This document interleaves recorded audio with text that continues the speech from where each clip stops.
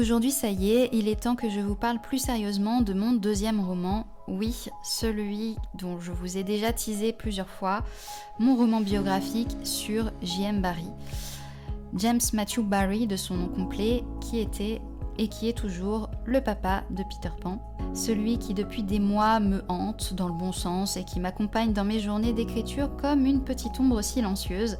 Tu sais, il y a des livres qui se préparent longtemps avant d'être écrits, celui-là en fait partie. Pourquoi Barrie ? Si tu suis mes projets depuis un moment, tu sais que je suis fascinée par J.M. Barrie, son histoire personnelle et l'ombre immense que son œuvre projette encore aujourd'hui.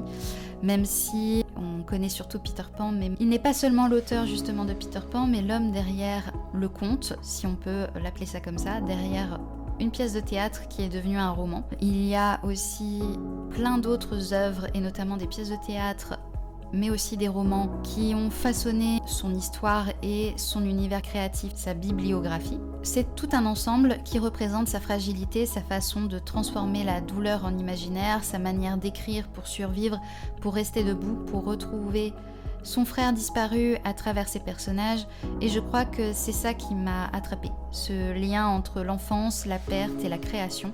Tout ce qui fait de Barrie une figure aussi mystérieuse que profondément humaine, même encore pour notre 21e siècle. Il y a beaucoup de sujets du coup que j'ai abordés grâce à son histoire qui sont encore profondément contemporains aujourd'hui. Forcément, ça parle, ça émeut, ça touche. Et on est du coup touché par qui il a pu être. Alors aujourd'hui, je te propose quelque chose, un avant-goût, un petit morceau du monde que j'ai construit autour de Barrie, de sa vie, comment j'ai fait ce roman biographique. Juste une porte entrouverte sur le moodboard esthétique que je t'affiche du coup à l'écran. Je te donne également son titre. Le roman biographique s'appelle « Retrouve-moi à Neverland ». Parce que oui, on parle bien de voyage à travers sa vie. Une invitation quelque part à ce qu'il t'invite lui-même à le suivre au détour de ses aventures, de ce qu'il a vécu dans sa vie, parce que quand tu te mets dans sa vie, que tu fais tes recherches, tu t'aperçois très vite que il n'y a pas que à l'approche de la sortie de Peter Pan qu'il a écrit là-dessus, c'est quelque chose, des idées qu'il a façonné le 3/4 de sa vie. Donc, en fin de compte, il y a une part aussi de son enfant intérieur, de l'enfant qu'il a pu être lui-même, de son enfance, son rapport au deuil de sa maman quand elle a perdu l'un de ses frères lors d'un accident de patinage. Lui, en soi, avait que 6 ans à l'époque, donc il vivait le deuil comme un enfant de 6 ans, mais surtout comme un enfant blessé par le petit dernier parmi les garçons, parce que c'était une grande fratrie, mais il n'y avait que 3 garçons. J.M. Barrie était le dernier des garçons, et quelque part, il se sentait délaissé par sa maman qui ne souriait plus, qui ne voyait que le deuil de son frère plus âgé. Et du coup, tout ça, ça l'a façonné. Il n'y a pas que ça, mais il y a plein d'éléments du coup dans ses propres lectures personnelles aussi, tout ce qu'il a pu lire dans son enfance, dans sa vie d'adulte, parce que c'est quelqu'un qui a lu toute sa vie et qui a lu énormément d'œuvres. L'île, de manière globale, ce rapport aux îles qui est très important. Barrie le disait lui-même dans ses discours, parce que oui, Barrie, dans les derniers pans de sa vie, a fait énormément de discours oratoires dans différents contextes.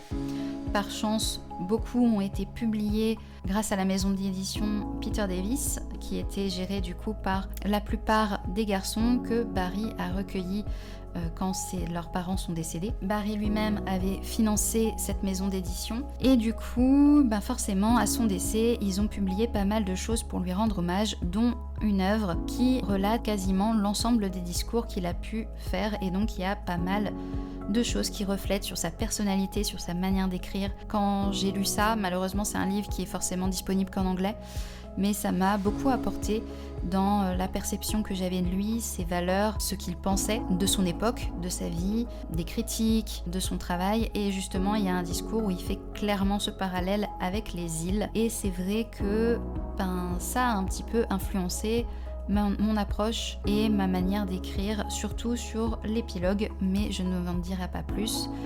C'est juste un petit teasing. Donc visuellement, l'univers du roman ressemble à un Londres brumeux des années 1901, au quartier de Marylebone au petit matin, la chambre où Barry vieillit et son appartement d'Adelphi Terrace au bord du fleuve de la Tamise, les théâtres londoniens bien sûr, l'Écosse aussi, des fragments d'Écosse qu'il a vu grandir, là où il est né, là où il a fait ses études, de la poésie, de la nostalgie, de l'amour aussi quand même, sur son mariage et aussi malheureusement son divorce, et cette lumière un peu magique comme si l'imaginaire essayait de percer le réel. Je vais aussi te communiquer un petit peu, on va dire, les tropes principaux, même si c'est plus pour que ça te parle à toi qu'à moi, parce que en me basant sur une vie réelle, c'est un peu pour moi très flagrant en fait de faire ce rapport avec les tropes, mais comme ça parle beaucoup à pas mal de lecteurs, je me plie au jeu. Donc si je devais résumer les tropes du roman, voici ceux qui ressortent déjà. Un dialogue avec l'enfant intérieur, les fantômes symboliques, l'exploration du deuil et de la résilience, la narration à la première personne, une amitié transgénérationnelle entre l'auteur et les enfants de manière globale, un regard tendre et lucide sur la création artistique, sur le théâtre. Il y a beaucoup de ces doutes, ce dialogue vis-à-vis de lui-même, de sa manière de percevoir les choses et la vie, les douleurs sourdes qu'on ne dit pas mais qu'on ressent profondément en soi. Il y a aussi ce qu'on pourrait appeler un friends to lover, mais après la dégradation de leur lien marital qui se joue par un divorce. Il y a une notion de trahison, de tromperie aussi du coup dans ce bouquin.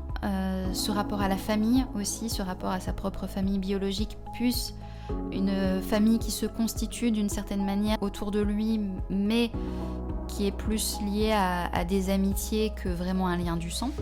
Bien sûr, ça va parler aussi de son processus créatif en tant qu'auteur, comment il écrivait, comment il avait ses idées. Il y a la notion aussi de grandir, de passer de l'enfance à l'adolescence puis à l'âge adulte, parce que c'est quelque chose que, contrairement à ce que certains diraient, oui, J.M. Barrie c'est le papa de Peter Pan, donc du coup il a toujours été enfant, il n'a jamais voulu grandir, c'est complètement faux. Pour moi, de par son expérience personnelle, son rapport au deuil, pour moi c'est quelqu'un qui a plutôt grandi trop vite que quelqu'un qui a refusé de grandir, mais qui a profondément vécu ce passage à l'âge adulte. Dans un de ses discours, il parle d'un rêve qu'il a fait où il a compris que il voyait un petit garçon en train de jouer. D'un seul coup, ce petit garçon lève les yeux, il voit un adulte et en fin de compte, c'est lui enfant qui était face à son lui d'adulte. Et son lui d'adulte qui était profondément pas avenant, tu vois, qui prenait un petit peu ce petit garçon de haut, parce que il y a la part d'adulte et d'enfant qui se mélange.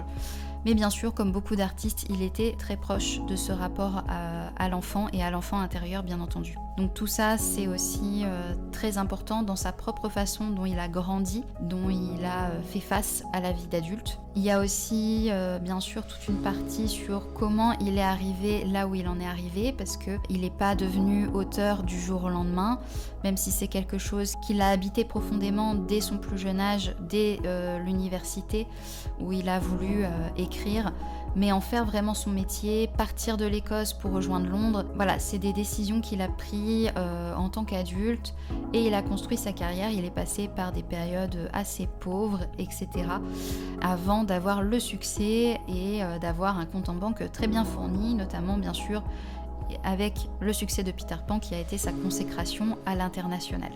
Voilà un petit peu ce que je peux dire sur pas mal de choses. Et je pense que c'est déjà un bon résumé et ça vous donne déjà pas mal d'indications sur ce que vous allez pouvoir retrouver dans ce roman, bien entendu. Ensuite, je vais te lire du coup le résumé, ou du moins ce qui va apparaître sur la 4e de couverture. Alors attention à prendre avec des pincettes, parce que je ne suis pas à l'abri de faire encore quelques modifications avant que ce soit vraiment la version finale qui sera visible du coup sur la 4e de couverture. Mais ça vous donne déjà aussi pas mal d'indications. Le résumé commence comme ça. Si tu veux bien, viens voler un peu avec moi. Il suffit d'un souvenir heureux pour s'envoler. Le mien, c'est celui que tu tiens entre tes mains. On me connaît surtout comme le père de Peter Pan, cet enfant qui refuse de grandir. Mais avant le pays imaginaire, il y a eu une autre île, la Grande-Bretagne. avec au nord une petite maison en Écosse, une mère inconsolable et un frère trop tôt disparu. J'ai grandi dans l'austérité pastorale, entre la bruyère et les pièces de théâtre improvisées dans la buanderie familiale. C'est pour eux, ma mère surtout, que j'ai commencé à raconter des histoires. J'étais loin de me douter qu'au détour de mes études et de ma maigre expérience de journaliste, j'allais en faire mon métier. J'ai pris la route de Londres avec plus de naïveté que de livres sterling en poche. Ce chemin m'a conduit sur des sentiers jonchés d'amour mal compris, d'amitié féconde et de rencontres avec des grands artistes de mon temps, jusqu'aux portes des plus prestigieux théâtres.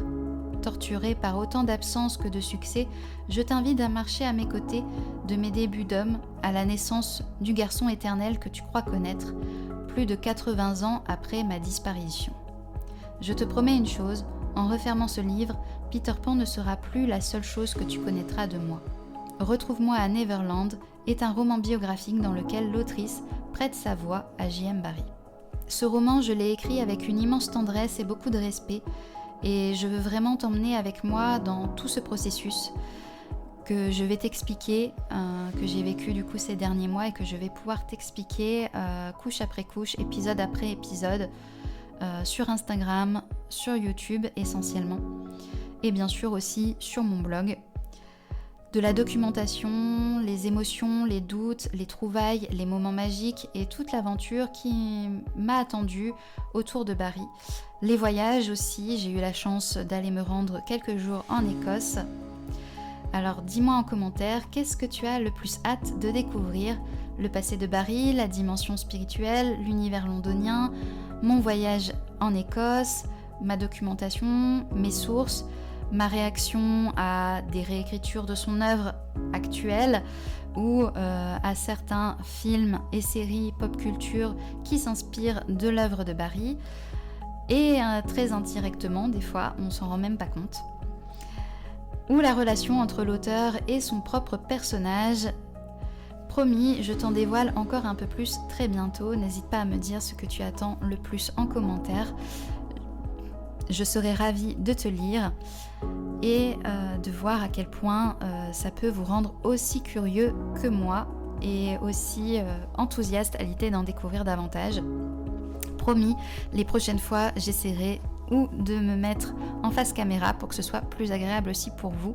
J'ai bien vu sur la chaîne que c'est ces vidéos-là qui fonctionnent un peu plus que celles plus dans le type podcast voix off. Donc on se retrouve très bientôt en face caméra cette fois.